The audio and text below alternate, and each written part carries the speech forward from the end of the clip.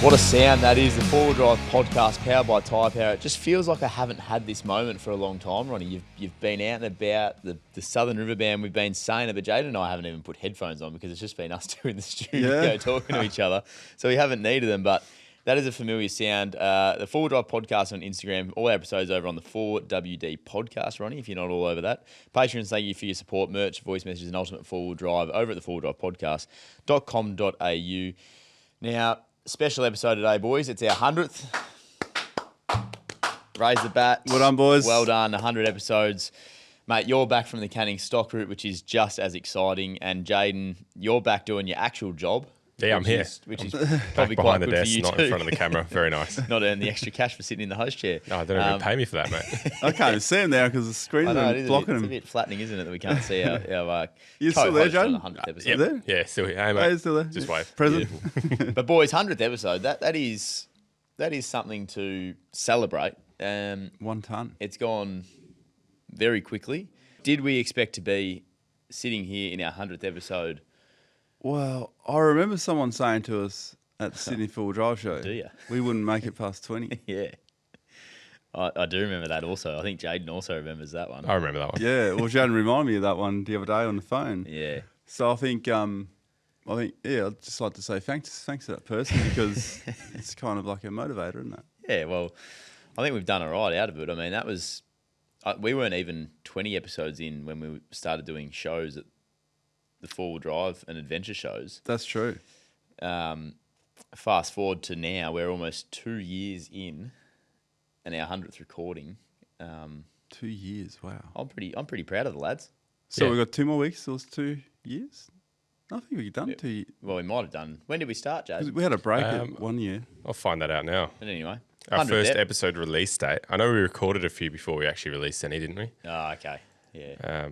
But anyway, it's our 100th ep on release, which is big. So, and it's a good one to be on as well because, mate, you've just finished the canning stock route, whatever you want to say. Yes. How are you, mate? How are you feeling? I mean, that we spoke about it at the start. This is a bit of a, like, even for you, this was sort of like the pinnacle of desert. pinnacle of desert travel. Yeah. And we spoke a little bit about the blues finishing a trip, but the excitement of starting, being in it, the blues of maybe finishing, or do you have that at all?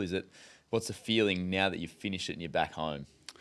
The feeling is was good. It was actually good to finish, like just getting to the end, and all the way. There were setbacks, hurdles, unexpected situations, and it just kept going and going and going. There wasn't like something major that went wrong, but there were lots of medium problems along the way. Also running out of clean drinking water towards the end. Oh, did you? Yeah, we kind of messed up a little bit there. We relied on the wells a bit too much. Yep. And some of the wells had mosquito larvae in it. Yeah, okay. Which I had to sacrifice 2 shirts just to filter it out for everyone. And yeah, there was a few things that next time I'll do it because I'm definitely going to go back there. It is unreal. I think Chris is worried that I'm going to make this like an annual pilgrim. Man, it's awesome out there, man. Yeah. It is so different to what I expected. In what way is that? Because Well, I think when people see the desert for the first time in Australia, they're expecting something like out of a spaghetti western where it's just sand and cactuses, right? But we don't really have cactuses here. I mean, we have succulents, plants and stuff, but there's so much vegetation out there. You're kind of like, are we in a desert? But you are in a desert because there's not much water around. It's just really hardy plants that are growing out there. yeah. It's constantly changing. I think we spoke about this a little bit Yeah, while we I was did. away. Yep. Yeah, but now going through the whole thing, I'd have to say the most boringest part, and that's like, it's not even the right word to use, the boring, of the environment would be at the very start and at the very end. That's where it becomes similar. Okay. Both ends are very different, but they kind of don't change much after a little while. But through the middle, you just wouldn't expect it. Yeah. It's constant changing. And you got a bit of water towards the end. How'd you go? We cut out before you attacked some of these crossings. How'd you go with finishing in the water up the northern end? I think I actually cut out when I hit a washout. Oh, did you? I don't know if you could. Yeah, because I heard Raph was listening back to the podcast when we were at Calgan Pool on the way back. And I was like, oh, just keep it going. I just want to see where I cut out. And then I cut out before I think I cut out before the washout. But like it was like I was engrossed in talking, and then I was paying attention, but we're going pretty fast on this road, and all of a sudden there's this washout, and fell right into it. And I was like on the radio, boys, watch out for the washout. I think I thought that was the reason why I cut out, because it was a hard hit. Yeah. It was just like a drop. They come out of nowhere sometimes, especially at speed. So yeah, I sent that video to you guys where I got to, that was option 2. Right. So we had one more option to go. So at this point, we're like, oh shit. We don't have enough fuel to go back. Yep. So are we going to be waiting here for a number of days for this to dry?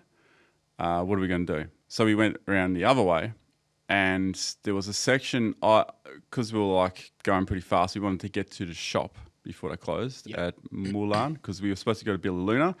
Then we had to change to a different town, which is out near Balgo. And I missed that turn off. I saw it, but I was like, it doesn't look that bad. So I'll just creep along, and I was like, okay, it's actually pretty bad. So I turned around, come back. And at the point where I was like, okay, it's not that good, I got back to that exact little section again, sunk the car. Yeah, right. And I said, look, you guys go to the shop because we need to get the water and all the supplies before the shops close at 4 o'clock.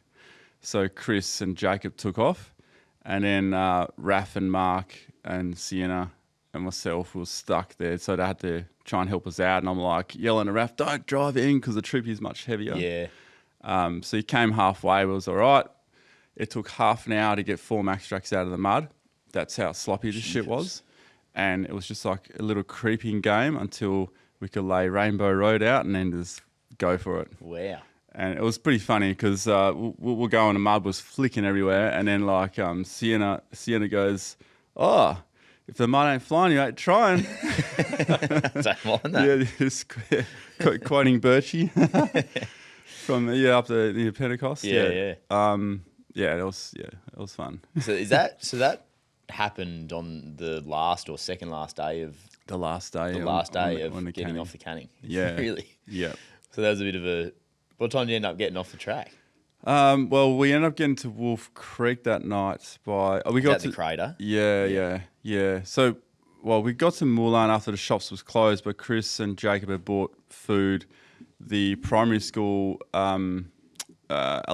offered us to stay on the grounds. Oh yeah, yeah. Because Chris's daughter was she was a teacher for about 2 or 3 month period. Yep. In Mulan, so all the Aboriginal kids, they were like keen to meet Chris. You know, because they absolutely loved his daughter. And they were hoping to see us as well, but obviously we were stuck. Yeah. Missed the shop, missed all that. So we rolled in to the primary school at night. Dinner was cooked for us by Chris, and then we had showers, and then we headed off. And then at Wolf Creek, we kind of split ways. Yeah, okay. So we went in, and I'll tell you what, Wolf Creek, that crater is awesome, especially driving at night, because you drive in at night, and then there's this abandoned shed and house, and it's like a bit of graffiti, and it looks like derelict, you know. So you see that first, and then I was over the radio to Chris, because to Jacob, I said, this is where we're staying tonight, mate. Is it a bit of an eerie place, driving in at night looking at that? It's funny. It's definitely eerie. And everyone at the campground didn't really, you'd say hi, like this is the next morning, because we rolled in at like midnight. But no one really, everyone's a bit standoffish. Is there a connection to the Wolf Creek crater and the... I think it's just the movie. It's just the movie. That's the connection, yeah. I think it's just in the back of their mind. Ooh, in the back of my mind. There was one couple that said hello. Yeah, right. Who walked the whole rim of the crater. So you can walk the rim of the crater. Okay. Yeah. Did you do that? No, we didn't have much time. Yeah. We just went up there. I just wanted to get there, have a look at it, and just that was finishing the canning. Yeah. Getting to one of those towns didn't feel like it. Yeah. Okay. So I had to go there. And because Chris was keen to wrap it up, I said, no, I need to get to Wolf Creek. That's where I'm going to feel like that I've done it.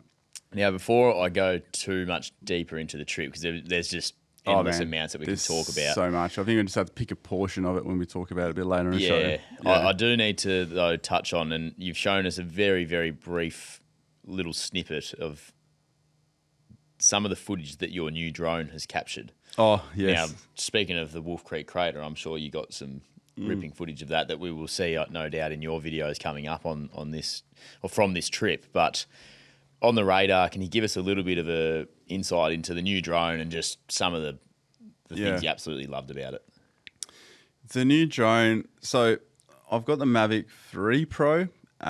It has the similar lenses on it. So it's got like your wide angle and your mid, and then you got your telephoto. I love what the mid and the telephoto give you. Telephoto being? Like a telescopic lens. Okay.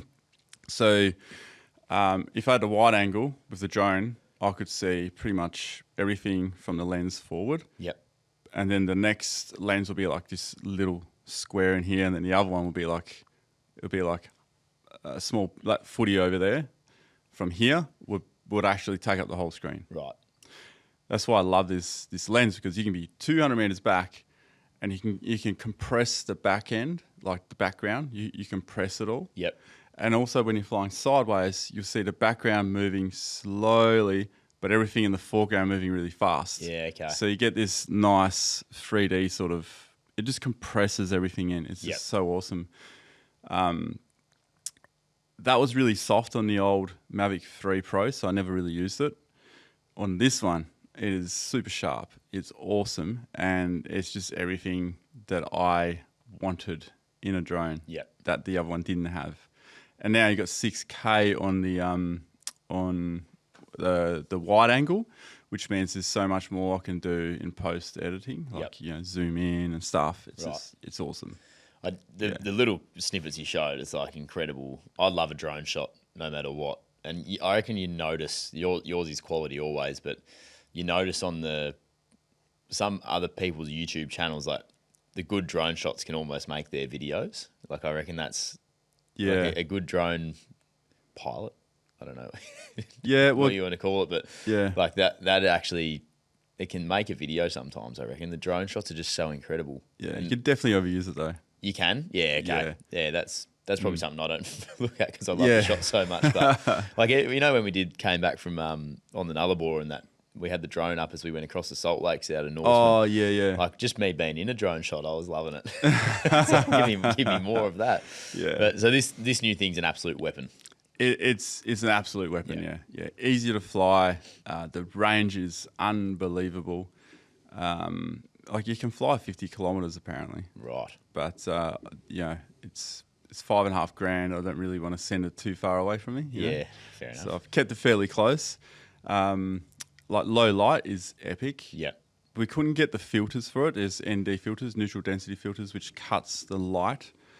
The reason why you would want that, or we want that, is to get more like a cinematic shot, because you can then track a car at 25 or 50 frames and then have the correct shutter speed, which means you get the nice blur of the background, but the car's sharp. Yep. So you get that really nice look.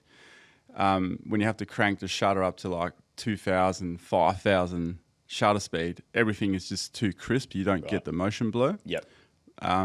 So that's where we only use it in low light. So early morning and sunset. Yep. Can't wait to see it. Is it bulky? It's bigger than before, but it doesn't pack. It packs about the same size as the 3. Yeah. Yeah. I'm excited to see these shots. Now, I'm going to give you a little bit of forewarning. There will be a tough dog tip of the week coming up, and I need you to deliver on it. But let's leave it till the end, because I want it to be a tip for the canning as a whole. But before that, I think we just talk all things canning, Jaden. Yeah, mate. And whatever questions you've got as well, because there's so many that we can go over. I want to start with the vehicles, and Yep. how the 76 handled. It looked like you were in that for most of the time. Did you spend a fair bit of time in? Yeah. So I brought the V8 78. Yep. The Troopy. Which Rafa drove most of the time. Yeah, which Rafa drove the entire time. Okay. Yep.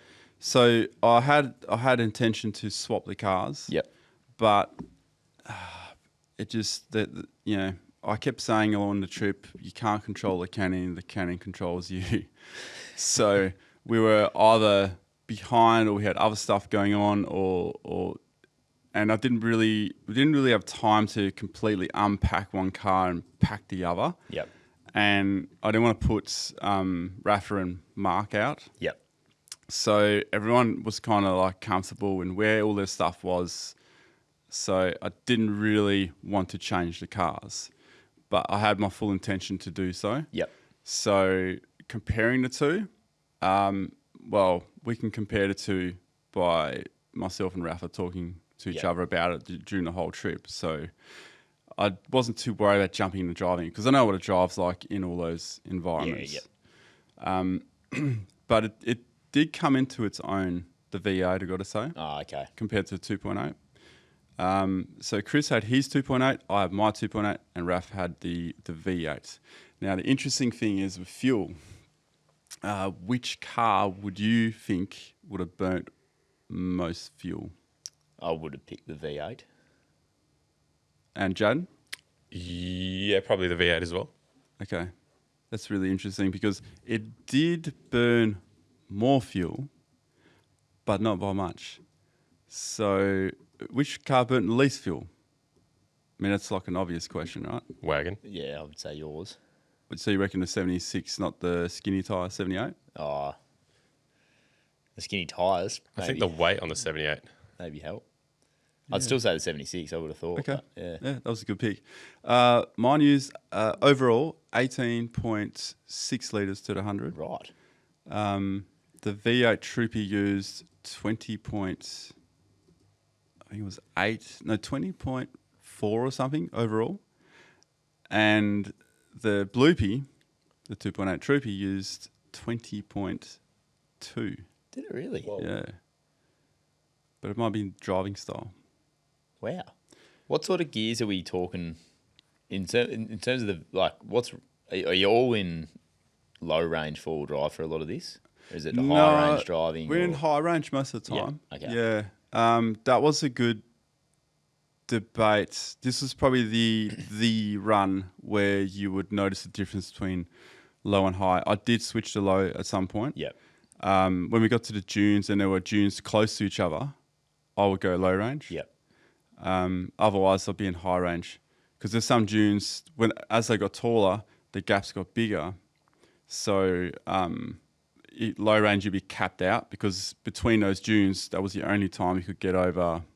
You could go 40, 50 kilometers per hour. Yep. And sitting 40 in low range in the 2.870, it's just it's screaming. Yeah. Yeah. It's kind of peaking out. That's a bit different if I had the Ineos wagon because that's 8-speed in low range. So that I probably would have kept in low range the entire way through the dunes. But it was only when we needed low range. I did put Sienna behind the driver's seat at one stage, which I'm not sure is going to go on TV, but I'll definitely go on YouTube. I just guided her down this rocky section. Yeah. And that's low range as well. But most of the time we're in high range. And tyre pressures for a lot of it? So we lowered to begin with, but not straight away. We drove in a bit because it was still a really established road. We're not slipping wheels. We're not doing any damage to the track. So we waited to try to gauge what we needed because I'm thinking 1,850 Ks. Let's take 50 Ks to work this out. And then sure enough, we went down to about 28 PSI. So still fairly high. Yep. But then we started encountering sand and Raf was complaining about like he felt like he could lower more. And the Bloopy was complaining a little bit too, like the corrugation's too rough, tyres a bit smaller. Yeah. So we decided to lower down again when we hit more sand sort of environment. Right. Yep. And then we're down to about 18. Yeah. Okay. Yep. Does Chris want to change to bigger tyres after doing that? Surely. Is that something that he's thinking about, or is he still really happy with the skinny ones? I think he wants skinny muddies, but like he got stuck 5 times through this whole thing. 5 times through the canning, he got stuck. Are you attributing that to the tyres? Yes. Yeah, I am. Is he? I think he's, a little bit. He's still in denial. He's never going to admit it. It sounds like he just can't. It's Yeah. just like stuff everyone else. Oh my I'm God. showing you that I can do this. I guess though, if you like the look of it, Yeah. you can't And we're big on looks in this Yeah. podcast. big on looks. Oh my God. So I mean, I do actually not mind how it looks from the side profile. You know, like it kind of looks like a classic trophy. It looks great. Yeah. I agree with you with on the that. skinny tires. Yeah. And that. But I don't know. It needs some more grip, man. Like seriously. I did see a bloopy gym. the other day drive past, and it had big muddies on it, and it had like the visor on the front. That's about all it had, and I was just Grandpa like, spec. that looks unreal, just with a big set of black tires. Yeah, and wheels. So I was just like, and just as soon as I see one of them, I'm like, is that Chris? No, it's not. It's got bigger tires. I think if it's kept light like that, it will probably work better. But cheese cutters, you know, like they also, as they'll be known as cheese cutters, they were also cutting the cheese out there a few times, and man, the amount of recovering we had to do to that car when we hit one of those salt pans, holy shit. What was your setup in the convoy? Were you leading? Where were you sitting? I was mainly sitting in the front, Yeah. but the bloopy was leapfrogging. Okay. And then when we didn't Is that need because to, it was mainly the camera car? Yeah. So I was trying to keep the camera car either front or back. Okay. Because when he was in the middle, it made it a bit difficult to film some things. Yep. The new guy was in the troopy, Mark, and it's the first time he's ever been camping, and he goes in the camp. Explain that That to is me. unreal. How's Mark ended up in the middle of Australia for his first camping experience? Yeah. Well, so Chris knows Mark. He helped me with one of my videos, which was the winching one. So I tried him out on that. He's got a lot of good gear. And so Chris was keen to see how he would go because he was looking at using him on a regular basis for other things because we're starting to get really busy. Yep. So, so we brought him along. But yeah, it was like baptism of fire, isn't it? Wow. Did he enjoy it? Yeah. Loved it. Everyone enjoyed it, but you could tell like it was wearing at him a little bit. Yeah. On the way through. Yeah. Everyone had I would say a bad day. Okay. Everyone had one fair enough too. bad day you know, like a bad day where you go, yep, he's having a bad day today. Yeah. And because what's the total time that you were out there? How long did it take in the end? Well, it was supposed to be 16 days. Yeah, it's a massive amount From of time. Perth to Broome. It ended up being 20 days, 21. Yeah. Yeah. It's huge.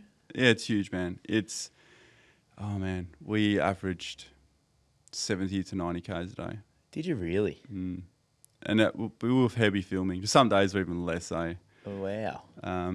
And when we kind You of could got... have literally, you almost could have ran back to the campsite the night before. It might take a few hours, but you get there. Sometimes there's so much to see. Yeah. And you're not really peeling off the track either. We did speak about that though. Like you'd be doing it an injustice if you didn't give yourself enough time up your sleeve to follow your nose, like you said you were doing a couple of times. Yeah. But it's a lot. I completely understand how people would have their day because it's like it's a long time to be out. Not a lot of other interactions away from home and the normal comforts. And what was the camping setup for everyone? Was Rafa in the he was in the pop top? He was in the rooftop the whole time. My daughter kept trying to Bargain. kept trying to swap the swag for that. Never happened. So He's Rafa just stayed. Rafa's a bit of a Stayed princess. strong there, didn't he? well, Rafa can also be a little bit of a pushover when it comes to Sienna. And I said to him, "Do not give up that tent, mate." You know. But yeah, he didn't. He held strong. Good on you, Raf. Good for Rafa. He deserves it. He deserves the rooftop. Yeah, I mean he's driving the car. You know. Yeah. So I guess, yeah, so he was in a rooftop. Mark was in the swag. Sienna was in the swag. Jacob was in a swag. Chris was in a bloopy. And I was in a swag. Yep. It was freaking cold out there, like so much colder than what I anticipated. Probably the worst part of the trip for me was I tried to convince Sienna to bring like two of the more fluffier sleeping bags, the bigger ones. She was like, no, I just want that blue one. Okay, well, it should be pretty warm. We get out there, it is freezing cold, man. So I ended up giving her my sleeping bag, and I grabbed hers, and then I grabbed a spare one from Jacob, and I was so cold because these sleeping bags were shit house. Yeah, right. So yeah, just wish I brought all, because I got like 3 crash pad ones, and it's so warm. Yep. And I got like a Patriot Camper one, but it's too big, too bulky, but that one's super warm. Yep. But I wish I had it. Yeah. It's just Was it just the temperature just drop off once the sun went down? Is that what Yes. it is? Yeah, Just sort of standard desert sort of. 4 degrees. Oh, really? First morning. Oh, wow. And then it was like about 7, 8, 9 kind of thing. They were all like in the single digits. What were the days warming up to? Well, we got one day went up to 27, and then the next day it was freaking cold again. Yeah, you know? right. I don't So know. it wasn't that hot. No, it wasn't. I mean, it got warm as we got further north. Yeah, of course, yeah. And then we were in Broome. I wasn't even in my sleeping bag. Yeah. But, you know, there'll be listeners overseas or in cold climate going, that's not even cold. Yeah. It's cold for us. It's cold for us because we're not geared up for it. We don't have Yeah. thermals and stuff. Yeah. Yeah. And I didn't have a jacket. All I had was 4 of these and a sheepskin vest. That was it. Yeah, that's not. I know the desert gets cold, but I wouldn't have expected it. Yeah, you just That- don't. Yeah. yeah. And I did check the weather, and it was supposed to be a lot warmer, but you know, it's just things change, and it's hard to get like an accurate pinpoint out there. And then there was the weather came in, and that's what it rained north of us as we hit the Canning. This bad storm came through, and there were people on because Rafa keeps an eye on the Facebook Canning page. And he was like, there's like people in there going, yeah, it's 200 mil of rain, or it's going to be 100 mil of rain. And I was like, fucking Facebook heroes, like seriously, just wait till it actually drops and then let's see how much there is, you know. And you get everyone like with like all their sad emojis and, you know, all this shit. Yeah. People just get into it, eh? It's like a forum, you know. Yeah. And then, and sure enough, there was 90 mil that hit Balgo. But about 50 mil probably hit the Canning, but I had enough time to soak into the ground, and that's what I was expecting. But we still got up to the top, and we could have very easily been stuck there. Yep. But we would have found out before, I reckon. Did you go to Balgo? No, Nah. but yeah, we might have. Like I thought we might have had to, Yeah. Okay. but Mulan was accessible. Mulan was the that's the Yeah. one you broke off to. Yeah. And as we're driving out, we actually passed an Ineos Grenadier. Did you? Yeah. Coming back down. Yeah, I thought I was seeing Skip. Yeah. It was same colour, everything. Really? Old chap by himself. Wow. Yeah, so that was cool. Yeah, There you go. Extra fuel tanks, jerry cans or I would anything. say so. Hey, I would say so. That was the first thing I thought of. It's like, where's all these extra fuel? Yeah. There was another guy at the very start. We were sort of like tit for tat for a little while. He had his Prado full of fuel. Yeah. Chris reckons when he spoke to him, all he could smell was diesel coming from inside the car. We had a chat about that actually. Yeah, we had a good chat about that. You can't keep petrol inside the cab, Oh, hell no. but you can keep diesel. You can, but I still wouldn't do it. Yeah. Some a fella was asking, and we didn't really have the answer. We had to Google it quickly. Oh, and man. we were like, oh, but he wanted ideas on how to Yeah. Where carry to store it. fuel, and Yeah. we sort of didn't have a lot for him there either. It's been a great podcast without you, mate. Yeah, it's been a lot of guessing. No one's blown up yet? We've said I'll no tell one's you what. listening, but I know someone who has driven with petrol in their car. You. my old boy. oh, I remember I did a trip with the old boy, and where the hell were we? It was somewhere quite remote. I think it was out at Murchison Off-Road when I used to be open, a thing. And I walked up to the car one stage and I was like, wow, can you smell the petrol in the car, Dad? He's like, no. He's sitting there with smoke in his mouth. Oh no. In the clouds Old somewhere. fellas just don't care as much, do they? It's good. Yeah, they don't make him like they used to. No, now. they No, don't. they don't. Yeah. That's kind of like a. I've actually got That's a big move. That I've actually got a photo of my old boy and Torben's old boy. They're both holding a jerry can. They both got a smoke hanging out of their mouth while they're pouring a jerry can. Wow. That's commitment to having a dart. It really is, mate. Yeah. Darts are so important. Yeah. Back to the canning. Are there what things did you bring that you didn't end up using a lot, and what things did you not bring that you were like, fuck, I really wish I had that? Yeah, I really wish I had. I got a water tank for the roof of my car, but it didn't come with all the fittings, and I left it too much last minute. So I didn't want to fuck around and try and put that up. So I got the fuel on the roof. I wish I had more fuel.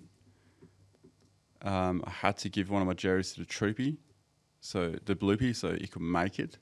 So would I have more fuel? Would I have more water? Gloves I didn't expect I would be using, but gloves actually help me save water. Because if you keep your hands clean, you don't need to use the water to wash your hands. Now, if we're at a well, I'll just use my hands. That's a tough dog right there without you knowing that. Yeah. Also, my fingers, you can see they're quite dry. Oh, they're yeah? still dry. Actually cracked here. They're quite painful when they crack there, by the way. So it's like my hands went back to my old construction days, like the steel fixing days. Just all started cracking and stuff. My lips started cracking, which is pretty normal for desert travel. In the first week, you'll generally get that. It's like your body's adapting to it. But to save water, if you bring gloves, and especially the cold mornings, you can use your hands a bit better. Yeah. Also, collecting firewood, things like that. Just doing general tasks that require, like bit of friction with the hands, like moving shit around and stuff, and pouring diesel in your tank. It's a good idea to have gloves because you get diesel in your hands. It takes a fair bit of soap and water to get it off. Yep. So gloves, 100%. I'm glad I brought a few gloves. I didn't expect you to say that when Jaden asked this question. No, and I like it though. It was one of those things that it's like, wow, like where's my gloves? I can't find them now. Yeah, So right. I had to just deal with because if we're using camera gear and stuff as well, you get dirt and everything. Yep.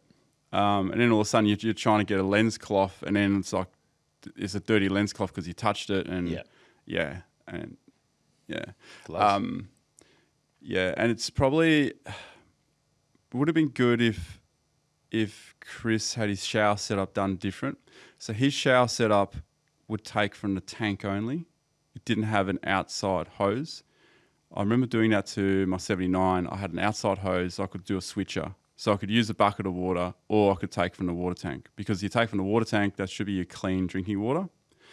And then the other one is a method of using any water anyway to wash yourself. Yeah. Because if the water has bacteria in it, you can wash yourself, but you can't drink it. Yeah. Unless you boil it. So we relied too much on the wells because the information we had said that some of the wells in particular had really good water. Turns out that information is 5 years old, some 10 years old, so the water was pretty shit. Yeah, okay. Yeah. You wouldn't drink it. And Chris actually did get sick from some of the water towards the end because we were running low on water. So when I got bogged, it was getting warmer, and I'd already been a bit dehydrated because I didn't drink much the day before to try and save water for my daughter. And so I kept that for her, and then I would take the other water. So I popped 2 hydrolytes in it to try and get the taste out because it tastes like shit. I did boil it, and I was just sipping at it when I needed it. Yeah. So because my eyes were dry, my mouth was dry, so I just had to sip a bit of water just to keep going. You're obviously out of hunt and brews as well then. Oh, well, I had one hunt and brew left on the last morning of the day. Gee. Yeah. People kept saying, man, you are hiding shit from us. You keep finding shit. I'm just really good at like I'm just going to pretend it's not there for a day or two. And then later I'm going to go, oh, yeah, I forgot Oh, about so that. you'd take a day or two off of a hunt and brew and then... Yeah, right. I was going to say, you couldn't have had one daily for 21 days. Almost. Almost. Jeez. There's a I couple feel of days like- that too. Oh, you did have a hunt and brew fridge, though, that's right. I feel like if Rafa's listening to the podcast, we might have spoiled it a little bit of how many hunt and brews you had in the car. Because you were talking to us on that first week about showing us your fridge setup, how many hunt and brews you got, where your secret spots are. Yeah. Rafa might have listened to that episode and gone, oh, okay, you're hiding it, mate. Well, I'm surprised that Rafa could hold on to chocolate. He had one of those, what do they call those, the silver ones, the Whitmans or whatever. He had one of those. Yeah, I know what you're talking about. He had it from the start to the end. It's and an never. interesting choice of Rafa, though, to go that chocky bar. Oh, I love those. I love Do that ya? brand of chocolate. Yeah, Right. yeah, especially the coconut rough. Is it Whittaker's? Yeah, I think so. Whittaker's? Oh, yeah. I had a coconut rough one, which Sienna found. All of a sudden, she's in the car with this. I'm like, oh man, that's the one I'm. Yeah, she's like a mouse, eh? Just she finds something to just go through it.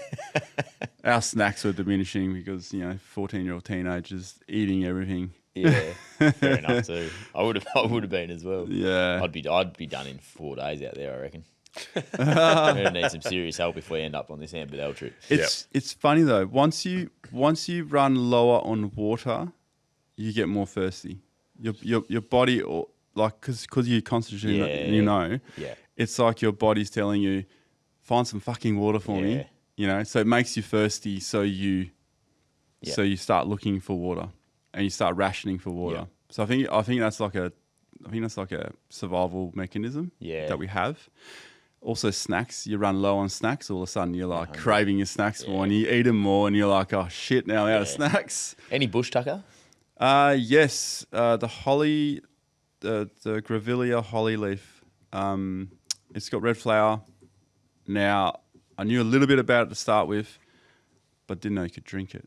Oh. So because my hands were all getting stuffed up, they're looking pretty good now compared to before. I had lots. All my fingers got sore as well. Yep. So I boiled up a tea out of this stuff and started washing my hands with it. And then when we caught up with the indigenous crew, JK, I pulled my bottle out and I said, I made this stuff, but I'm not sure if you can actually drink it. And then because I had the leaves and the flowers in the bottle. Yeah. And then he's like, oh yeah, that's we have that tea all the time. Like if someone gets really sick, we boil a cup of this, and then the next day they're right as rain. Yeah, right. I was like, really? And then he's like, yeah. And I said, oh, well, then I opened the bottle and had a little swig, and then I passed it to I think it was Braden. I passed it to Braden. Had a swig, and he goes, mate, it's too weak, because you got to crush everything up a bit more. Yeah. So I made one as when we had to cross the first salt pan. It was like got a bit tribal there. I just started making this up, and Chris was like, what are you doing? I was like, well, I think we'll make like a rite of passage to get past this salt lake. We don't want to get stuck, because everyone was worried about it. Yep. So I just wanted to play the mental game to get everyone on board that we're going to be good. Yeah, right. Because they were like talking about abandoning the canning. That was going through people's minds. Yeah. Was that like disappointment by any chance? No, not like disappointment. I don't know. I've got some stories for you about that I've read. Okay. Yeah, it's a no-go zone. Well, nah, not necessarily, but I'll leave it off air because I don't want to get things wrong. Okay, yeah. It's quite cultural. Yeah, I know some things too that I don't want to say. Yeah, I don't know either. Just in case. So maybe it's a similar thing. Yeah, we'll check. That'll be interesting. After. Yeah. Well, bad things happen around there. Mm. So, but yeah. Well, we made this tea, and then the mental game kind of worked. I passed the billy can around, and drank out of the billy can, and then we crossed the first salt lake. Yeah. So how was that meeting with the TOs? It was in Coonawarra? Yeah, it was incredible. Yeah, I reckon that would have been a highlight for me. Yeah, that was a highlight for us okay. too. Awesome. Yeah, it was a highlight for us too. That took us to a sacred site, which I just can't talk about. But all I can say is, their culture is way more connected to the land and sophisticated than what anyone would imagine, you know. And you've almost got to probably see that to understand that a little bit and hear it from. Yeah, you do. Now, I really want to share their stories, but I can only do that if I have the permission from a TO and a TO tells me. So they can talk to it about, everyone else can talk to me about it, but we can't record it, obviously, out of respect. And there's a few things we got to filter through the content because we had cameras rolling, which we are aware of. So we need to make sure that those don't go in. But I definitely want to go back and spend more time. And then, share some of their stories because if people knew what we were told and found out and was revealed to us, I think people would be less inclined or will be more conscious of what their actions are when they're out there, when they see something. It's difficult to explain without. I think you've summed it up well. You rolled into Coonawarrigi and just spend a day and night with the TOs and the locals in town, and they obviously you've had a little look around, and that's awesome. I reckon that'd be.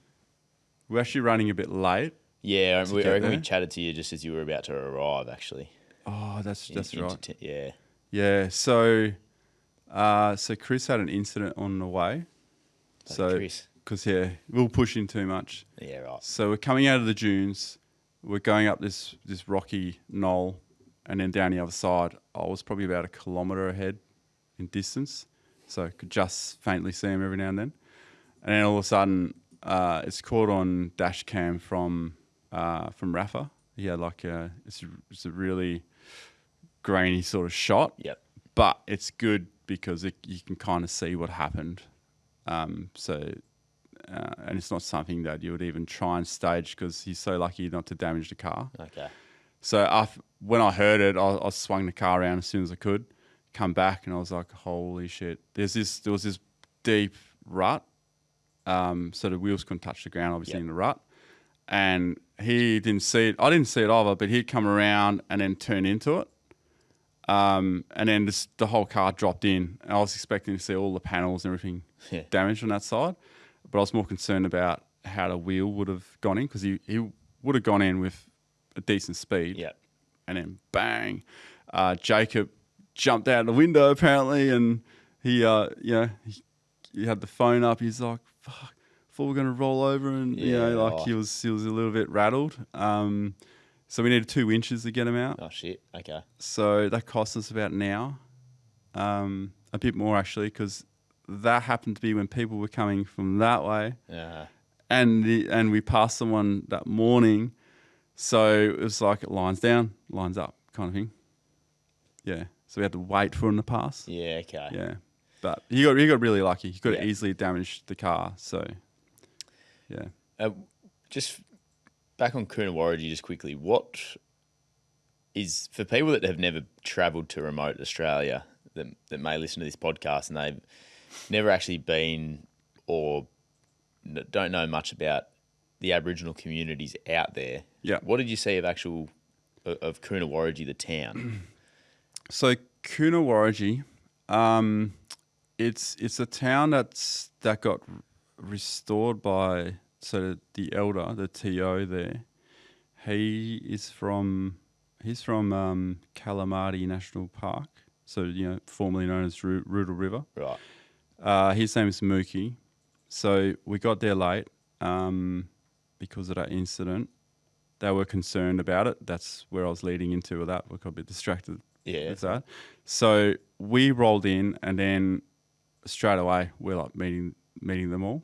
We were like greeted and that. So, but then we needed to. I needed to sit down and talk to the elder.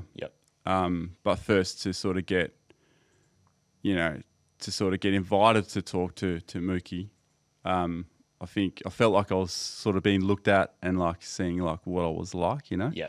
So so I wasn't going to overthink anything. I just sat on the ground around the fire, while everyone else was sitting in chairs. It was a bit odd because we needed the stools for the interview, so I just sat around the fire and just waited. And then after a little while, he was ready to have a chat, so he needed to get an interpreter. And then we had a chat. And so from what I learnt, there was a few things that the interpreter didn't want to translate, Right. because I was asking a bit about the history. But what I did get was some cool stories. He was in his young 20s when he saw a plane for the first time. Oh, yeah. He was saying like he got so scared he hid under a tree and was like, what is that? And for us, it'll be like, to compare it to modern day now, it'd be like, it wouldn't be like a UFO were landed, because we already have ideas of what a UFO might be. Yeah. It'll be something completely unfathomable. You just couldn't process it, you know? So you could imagine that. And then he was talking about his brother-in-law saw for the first time a plane land and then cars come in and stuff. So to them, it was like, what? Like it would just be mind-blowing kind of thing. But a big change as well. So he came out of the bush to go, and then he went to Coonawarra. And Coonawarra was a mission back then. Right. But he didn't want to stay there, so he went back to the bush. He wanted to. Oh, okay. He wanted to stay in that kind of thing. So later they came and got him again, but at this stage the mission had been abandoned. So he restored the mission as a central community. Yep. To gather all the Indigenous around the area, and sort of because a lot of them got split up, stolen generation, things like that. Yeah. So when the Gun Barrel Highway and all that got put through, a lot of those people got relocated up to there. Yep. So there's a lot of mixed culture. Yep. Yeah. It's an interesting place, that whole Western Desert area. Like whatever there's a couple of different names of the deserts through there, but it's so. I've just searched it up from Newman, which is probably, looking at the maps, probably the closest decent sized town around there and it's to the west, is a 13-hour, 12-hour drive. Like it's just for a little bit of guidance on how remote it actually is out there. It's very remote. They actually get supplies from Alice Springs. Do they? Okay, so they get supplies from the east. Yeah, right. Because it's closer. Is it? Yeah, right. I think it's an easier run for them. There's another community. It's crazy. On that road. I forgot is the it road. Curracurra? Yeah, Curracurra. That's the most remote town in Australia, I'm pretty sure. Oh wow. Okay. I believe. Yeah. So that's what you pass if you go to Alice. Yeah, okay. So it's just incredible. Yeah. So there was no hunt and brews there, because I wouldn't have thought. They get supply from Alice, I wouldn't have thought. But you know what's really cool though? The IGA, is that IGA? I think it's an IGA, general store there. Yeah. The general store there, anything that is unhealthy, the price is up. Right, okay. Anything that is healthy, the price is kept the same as your local IGA here. Right. Like, like IGA is slightly more expensive than Woolies and that. Yeah, yep. But, capsicums, bananas, avocado, tomatoes, all of those healthy sort of foods, they are reasonably priced. Yep. So they're encouraging a better diet. Yeah, okay. That's interesting. Yeah. And what I also like in these communities, shops, all the lollies are behind the counter. Oh, yeah. And they're quite expensive, which means that when I'm in there shopping for some more supplies, I can't just fill my basket up with lollies, as they tend to do. So that was another good thing. We had a kangaroo tail for the first time. Oh, I've been wanting to try. Yeah. Kangaroo tail. Be prepared to bring some hand wipes. Right. Because it is the stickiest thing. Really? It's the stickiest thing. Or the actual, like... Yeah, all the fats and stuff in it. Yeah, okay. But oh my fucking God, it's tasty. Yeah, I've heard very good things. Have you tried it, Jaden? No. That's what I found funny in Newman. They've got them in the freezers. Yeah. You can buy them at your Woolies or whatever the supermarket was there. I was like, that's crazy. Yeah, it's a cool process the way you do it as well. Yeah, was it straight on the fire, or they foil it? Straight on the fire it's a bit of a process. So straight on the fire to burn the hairs. Yep. Oh yeah, then Yep. off with the stick. Yep, off with the stick. And then alfoil it. Yep. And then you dig a hole. Yep. Okay. Coals in, tail in, coals and dirt on top. Right. And then give 20 minutes. Presto. Yeah, right. It was so good. That's cool. And they had a bit of a laugh at me, because I was just gnawing at it. Yeah, right. It was so tasty. I was pretty hungry too. So that was a highlight for you, being in that. Yeah. In the company yeah. of the Yeah, definitely. And just watching like how and like taking in how they go about things. Yeah. So before the tails are ready, they're off they go, and then they're taking some limbs off a bush, come back, got all these leaves. Then we unroll the kangaroo tail, chop that up. It's all in the leaves. Yep. So it's no sand and stuff goes on it. Yep. So after we finish that, all the bones go into the fire pit.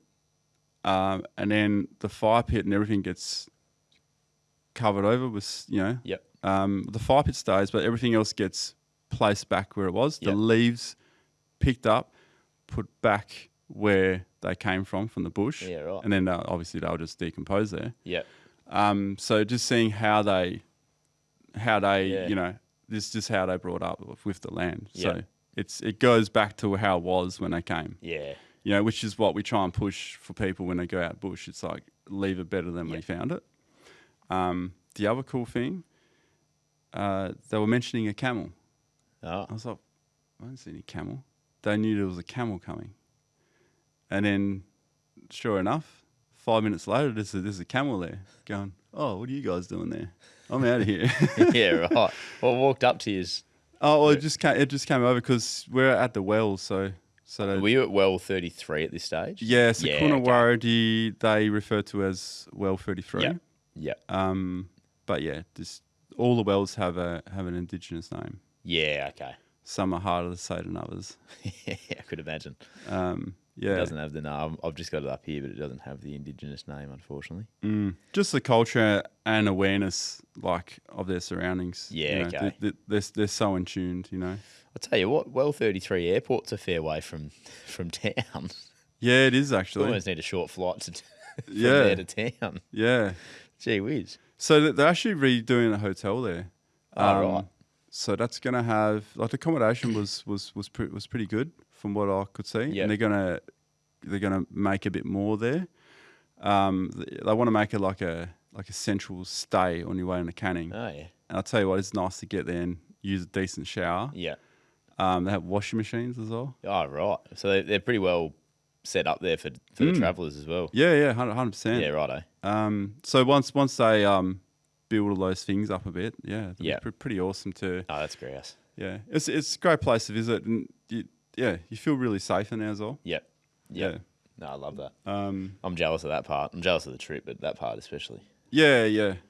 So I felt really safe. I generally lock my doors anywhere I go, but I didn't lock my doors there. Yeah, right. That's awesome. Open arms.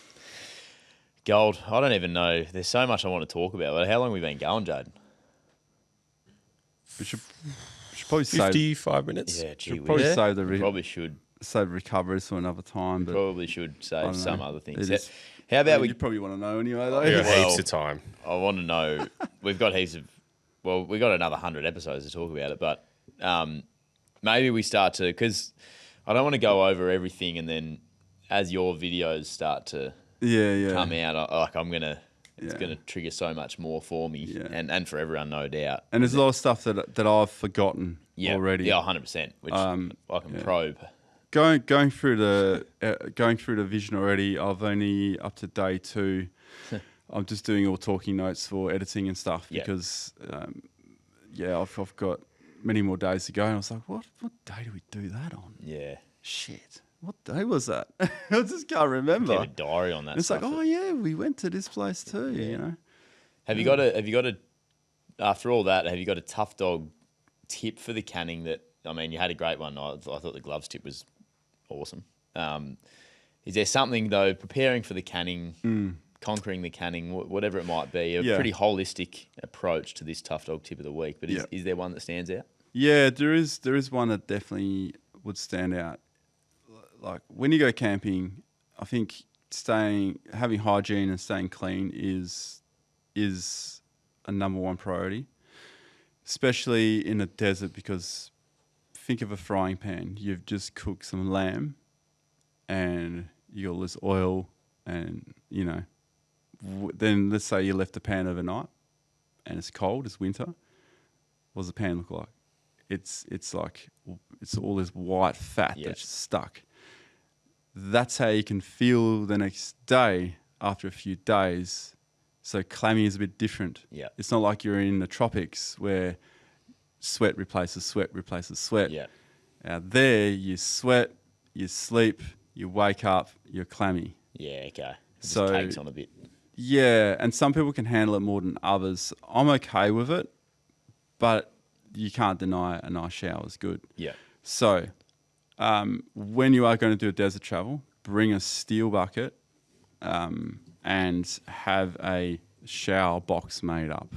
Don't rely on those things you can buy at your camping store, because they will break, and they'll break at the most inconvenient time. I've been soaped up head to toe before, and my fucking 12-volt shower broke Yeah, right. because the impaler the metal bit was spinning inside the plastic bit and just wasn't doing anything. So then I had to get my backup shower bag out, zip tie a shovel to my roof rack, and then have a shower. Yeah, okay.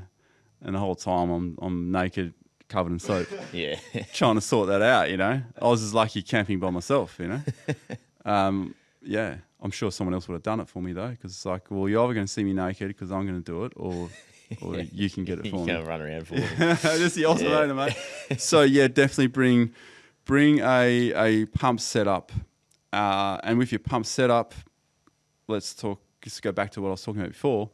Have it so you can switch from if it's attached to your car, have it so you can switch from your water tank. Yep. And you can then bypass and use a hose straight out of a bucket that's from a bore or a well or something like that. Yep. There was only one really good water source on the canning, and I really think that a bit of funding should be put in to put 2 more bores in the canning. Right. Because bore water, there's some really nice bore water out there Yep. that we actually drank. Georgia bore, really clean water. Yep. It tastes sweet, It's like, Yeah, right. nice. And that'd be put there by a mining company. Oh, okay, right. But yeah, so put some bores out there, that would go a long way to I know the Track Care have done a lot of good stuff out there by sealing the wells a bit better with the hatches and stuff. Yep. But at the end of the day, some people would definitely be having showers and using soap right at the well, because I had to tell people not to do that. Yep. Because it's not something you think of. So you get soap and people washing themselves into that well. You think about that, and then you go to use that water. It's not going to be very good. Yep. You can't boil soap out of a bucket. Yep. There was one well we tasted soap. Yeah, right. Oh, Yeah. must have been swearing. Well, I didn't have too much of that water. We boiled a pasta with it. Couldn't taste it in that. Jeez. Yeah, but Rafa was mentioning, this water tastes like soap. Yeah, right. So hygiene.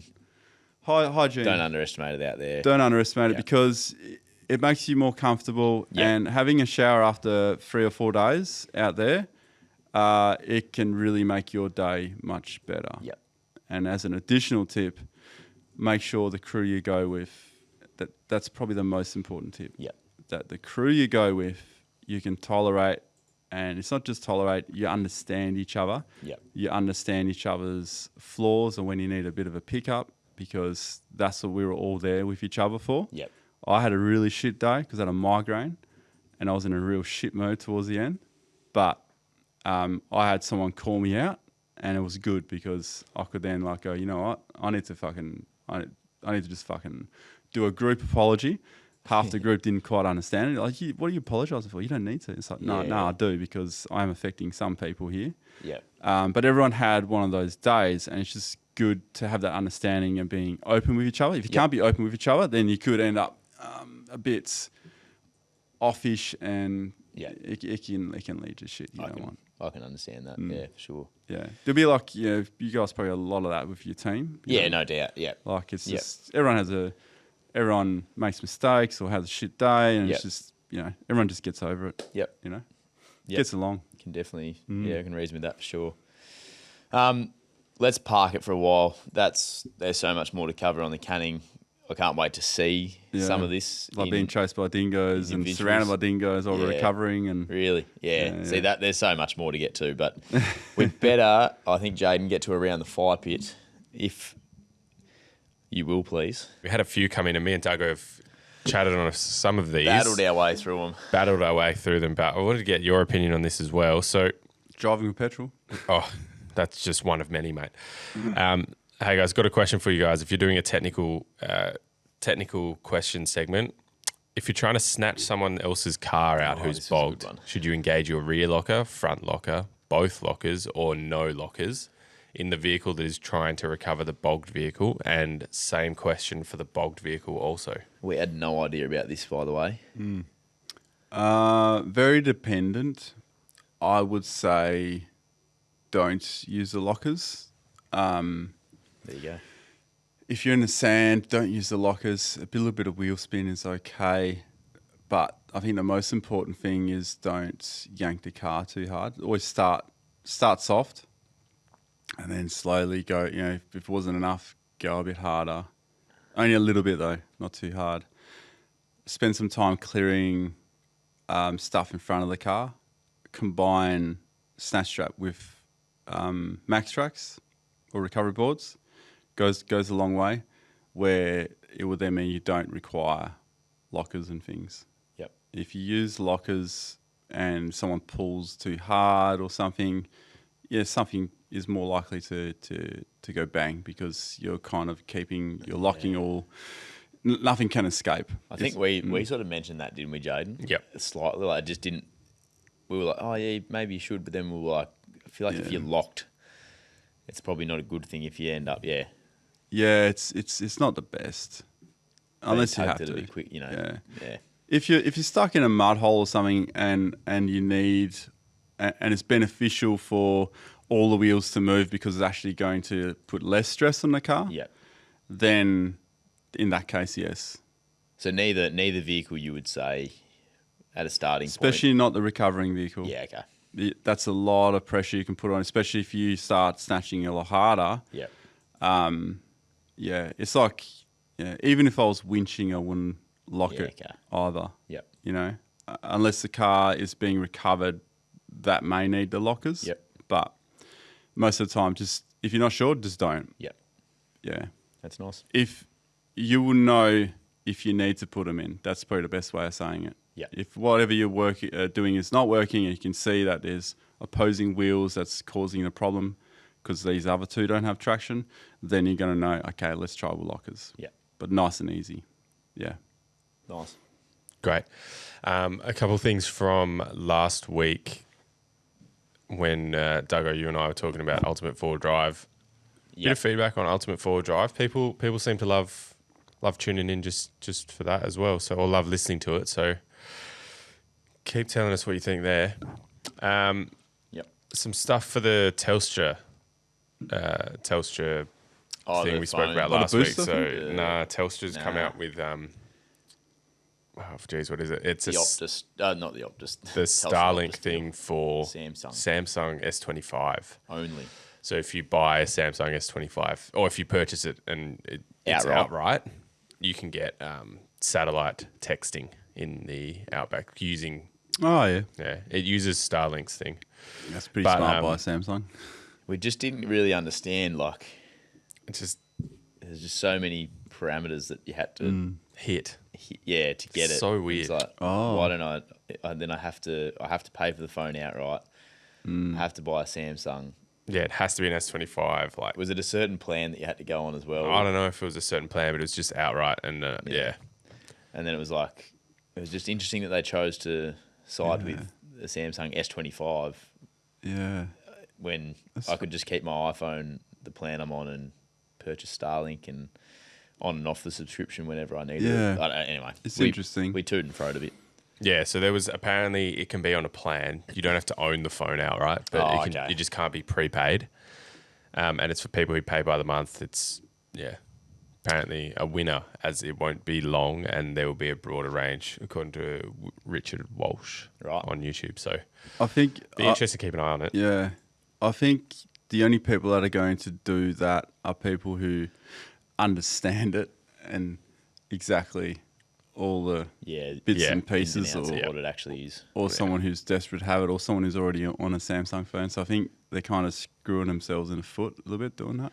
It'll come out eventually on other phones, but apparently it's going to take 2 years to do that, and it's just well, I can wait. I don't 2 know. years. It's a weird one. Thing is, you get I mean, my Starlink worked pretty good, but the thing is though, I could text Duggo, I could text you the photos, but I couldn't text them to Jaden. And then that's why I texted you first, then tried Jaden, couldn't do it. Then I put them on WhatsApp. Yep. So you guys got them through WhatsApp, but because Jaden, you're not an iPhone user, I couldn't text them to you because I didn't have phone signal, but I had Starlink. So when you're trying to send texts and stuff, it doesn't quite work sometimes. Right. Yep. Oh, okay. Ronnie, how do you go with post-trip blues? Post-trip blues. Post-trip blues. Yeah, Doug and I talked about this last week. It's like the trip ends. Yeah, wondering what you think about post-trip blues. Unpacking. Coming back from the CSR, how do you feel the ending of a trip? See, that's a big trip. So I think I only really get the post-trip blues if it's like a short trip. Right. You know, like 4 or 5 days. It's like... That's interesting. We said the opposite. Well, I said the opposite. Want to Duggo stay doesn't out. get post-trip blues at all. To a degree I do, but yeah. Duggo loves staying at home. Obviously, I don't even... I think... never go camping. I think a longer trip, you've been away for that long, it is nice to get back to family, but also like we walk into your house and you feel like it's a palace. Yeah. You know?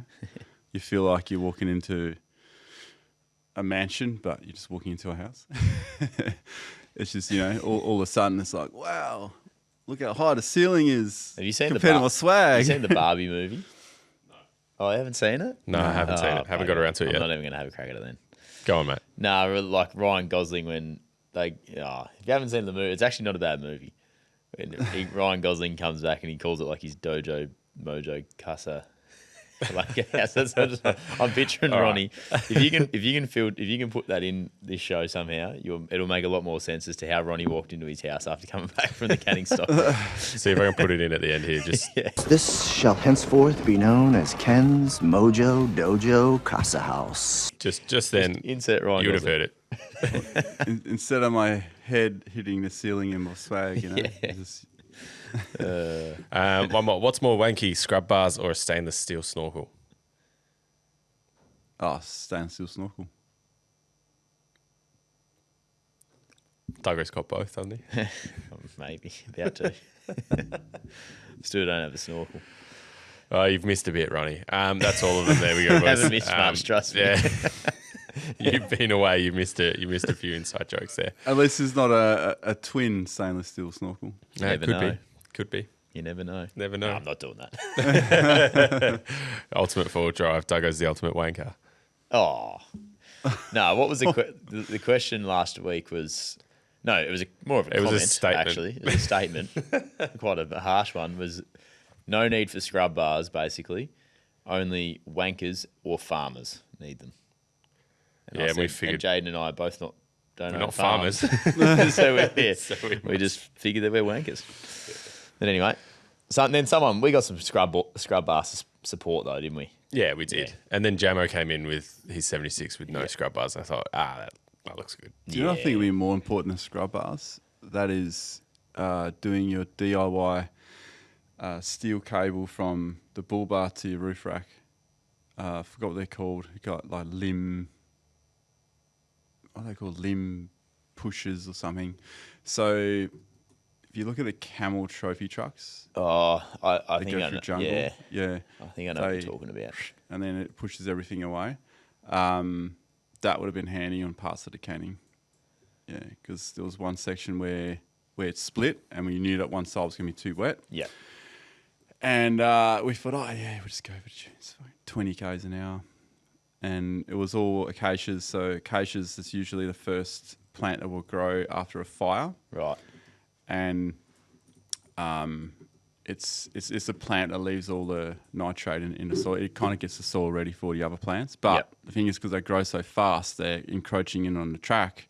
So you couldn't walk down this track without your face being hit by. Right. You know, so imagine driving down that. Yeah. Oh, yeah, the acacia plant. Yep. Yeah.